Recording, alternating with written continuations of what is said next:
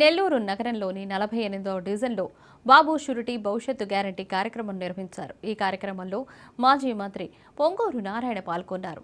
డివిజన్లోని ప్రతి ఇంటికి వెళ్లి కరపత్రాలు పంచుతూ టీడీపీకి మద్దతు ఇవ్వాలని కోరారు. నెల్లూరులో ఆగిపోయిన అన్ని పనులను టీడీపీ పాలనలో పునరుద్ధరించి పూర్తి చేస్తామని, వాటిని ప్రజలకు ఉపయోగకరంగా తీర్చిదిద్దుతామని నారాయణ హామీ ఇచ్చారు.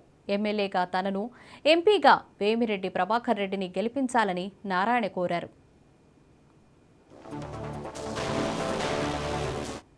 కావాలా నేను అన్న ఈ కట్ట మీద ఎక్కడ పార్కుకి సైట్ లేదు కదరా, ఎక్కడ పార్కు పెడతాం, సైట్ ఉంటే ఖచ్చితంగా పార్కు పెడతానంటే లేదు సార్, రేబాల వాళ్ళ హాస్పిటల్ ఉంది, రేబాల మా పక్కనది ఆ స్థలం ఉంది ఖాళీగాను, దాంట్లో మీరు మాకు పార్క్ పెట్టించుకున్నారు అంటే వాళ్ళు అసలు స్థలం ఎక్కడుందో కూడా ఆ పిల్లలు వాళ్ళే ఐడెంటిఫై చేసుకున్నారు.